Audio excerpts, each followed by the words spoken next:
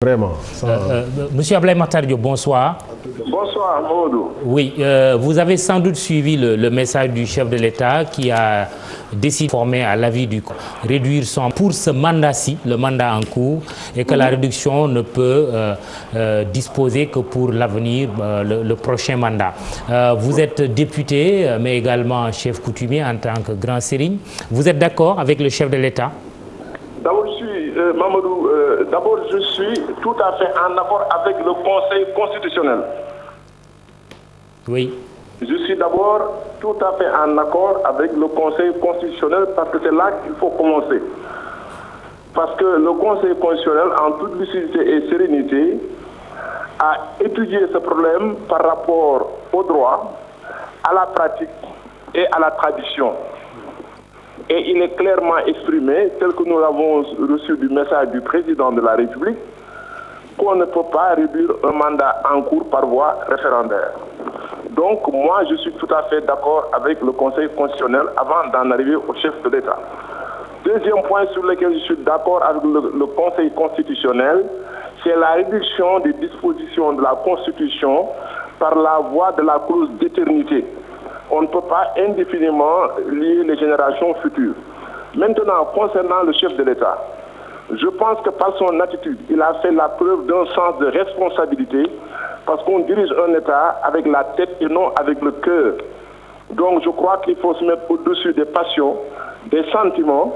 Ce n'est pas une question d'être conforme ou non à l'avis, mais c'est une question de tenir compte de cet avis. Parce que si on interroge le Conseil constitutionnel, c'est pour savoir ce qu'il pense du point de vue du droit de la question. Donc moi, je suis entièrement d'accord avec le Conseil constitutionnel et je salue le sens des responsabilités du président de la République sur cette question. Oui, mais sur ce point, est-ce que la Constitution dit vraiment clairement que le mandat en cours ne peut pas être révisé par voie référendaire? Est-ce que la Constitution le dit? L'article 27 dit à la fin, cette disposition ne peut être révisée que par voie référendaire. Oui, mais Mamadou, mais je l'ai dit et je l'ai répété sur toutes les chaînes de radio et je l'avais dit avec vous à l'occasion de votre émission Grand Jury. Le constituant de 2001 n'a jamais pensé en rédigeant cet article à un mandat en cours d'exécution. Vous avez un professeur de droit constitutionnel à côté de vous. Demandez-lui si au moment de cette rédaction on pensait à un mandat en cours, que ce soit avec Macky Sall ou Idriss Seck ou un autre nom. Et ensuite, posez la question au professeur. Si un référendum peut réduire le mandat d'un président de la République en cours, le mandat en cours, donc ça veut dire, à contrario, qu'un référendum doit pouvoir prolonger le mandat d'un président de la République. Le Conseil constitutionnel ne va pas entraîner le pays dans l'instabilité pour le futur.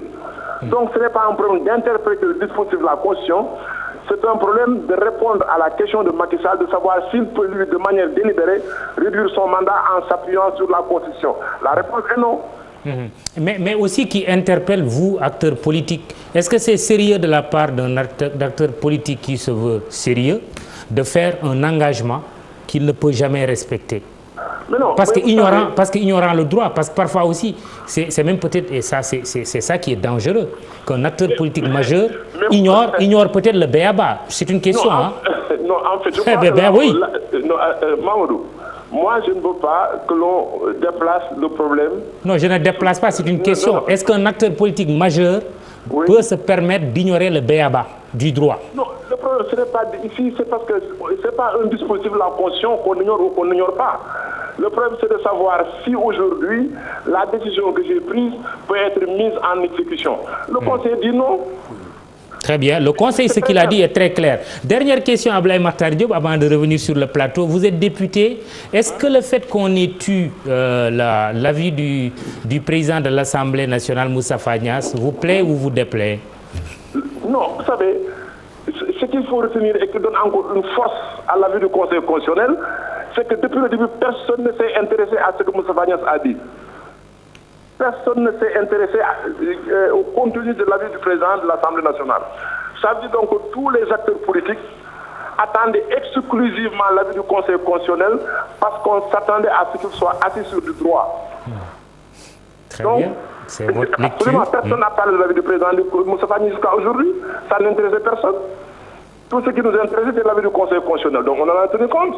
Moi, je crois que c'est comme ça qu'il faut le prendre. Donc l'avis du président de l'Assemblée ne vous intéresse pas? Non, ça m'intéresse du point de vue de la connaissance de son contenu et en tant qu'homme politique. Très bien. Je saurai dans quelques jours si le président veut publier ça, ce qu'il a pensé. Très bien. Mais c'est simplement dire, pour la force de l'avis du Conseil constitutionnel, depuis que Moussa Niasse a répondu, il y a plus de 3 semaines, personne ne s'est jamais posé la question de savoir ce qu'il y avait là-dedans. Très bien. C'est vrai au moins. Merci Ablaye Makhtar Diop, député et grand seigneur de Dakar. On revient à